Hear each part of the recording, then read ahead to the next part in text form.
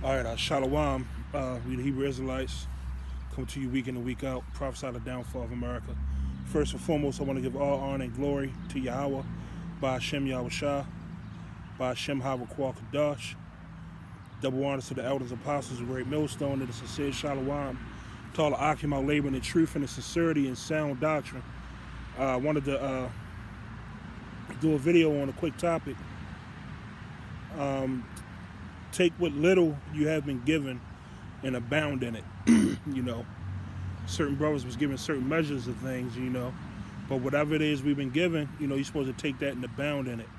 Okay, let me get this quick scripture, Luke 16:10, and it says, "He that is faithful in that which is least is faithful also in much, and he that is unjust in the least is unjust also in much." So whatever the least you've been given, you still faithful, whatever measure, and you take it and you deal with it and you try to grow at it, you still faithful in much, man, because you taking what little the Lord has given you, and you just trying to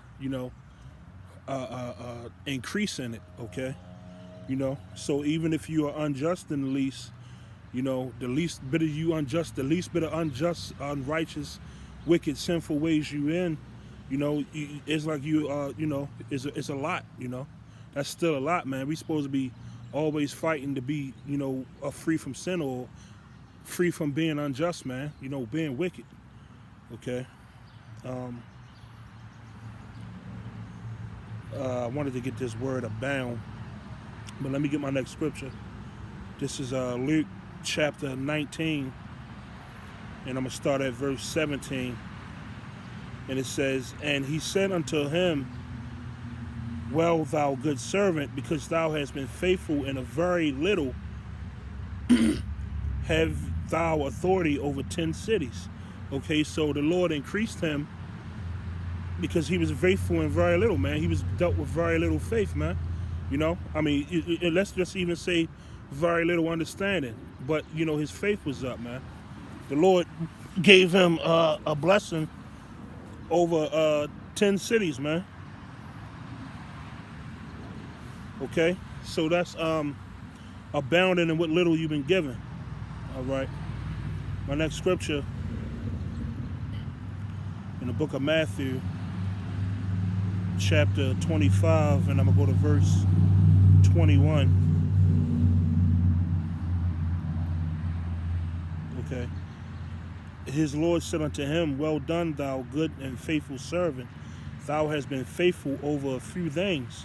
I will make thee ruler over many things. Enter thou into the joy of thy Lord, man. And that's the Lord continually to give an increase over a brother who has been given very little, man.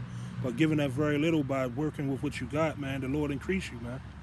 He increase your substance, okay? And that's showing that you're trying to increase on your talent as well, man. Whatever measure of blessings the Lord has given you, all right? This is 1 Corinthians 15, chapter 15, and I'm going to go to verse 58.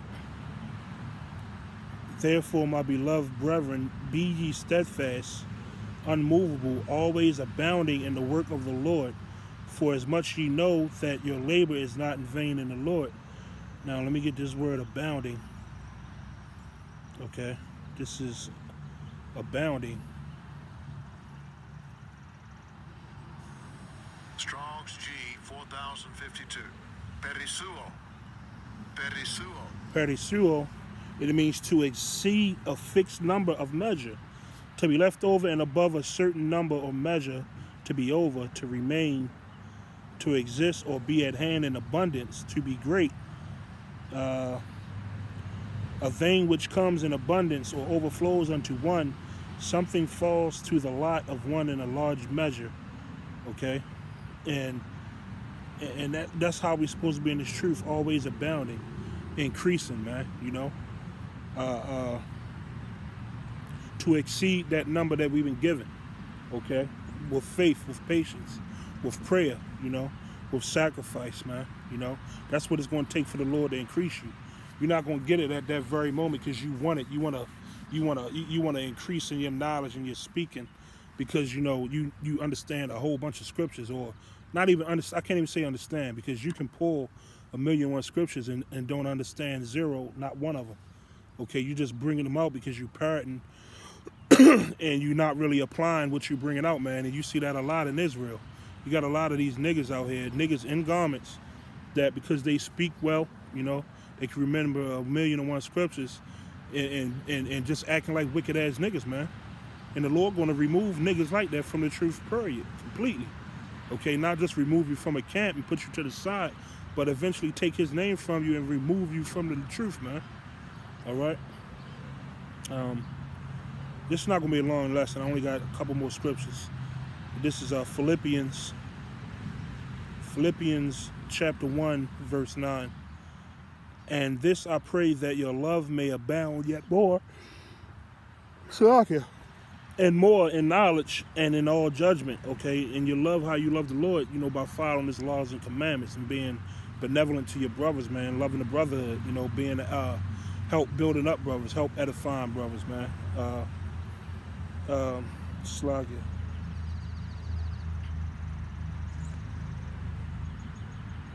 This I pray, that your love may abound yet more, and more in knowledge and in all judgment. So he's going to steadily increase you in to being a righteous judge, because that's what we in this apprenticeship program for, to be the judges of the kingdom of heaven, man. We're going to have to be able to judge big matters, even small, because right now we've been given the authority to judge even any matter, man, on this earth, to bring judgment to these nations, to bring judgment to our people. Because once Yahweh Shemel Shah bring judgment, you know what the penalty of his judgment is? His penalty is death, man. We can't put niggas to death yet. We can't bring judgment along with death. Okay? My next and last scripture. This is Colossians 2 and 7. Rooted and built up in him, and established in the faith, as ye have been taught, abounding therein with thanksgiving. Okay? Let me get this word established. All right.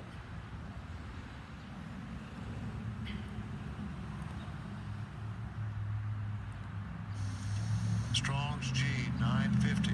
Bebayao. Bebayao. And it means to make firm, confirm, to make sure. And that's how we're supposed to be in this truth, man. Sure of what we bringing out, man. Rooted and built up in him, and sure. But the word there is established, but sure in the faith, as we've been taught, man. Because there's been things that we've been taught, and you gotta be established in it, man. Not deviating from it because you want to find a loophole or an excuse, The scriptures roughly paraphrase and say, a wicked man findeth an excuse. You got niggas still finding excuses in this truth today to do wicked worldly things that they've been doing in the world. They just can't let go of the world, because they're not established in the truth and in the faith, as ye been taught, abounding therein with thanksgiving, man. You're not abounding in the truth, man. You're just abounding in more and more wickedness, okay? And with that, man, let me get this word thanksgiving as well. Slug it.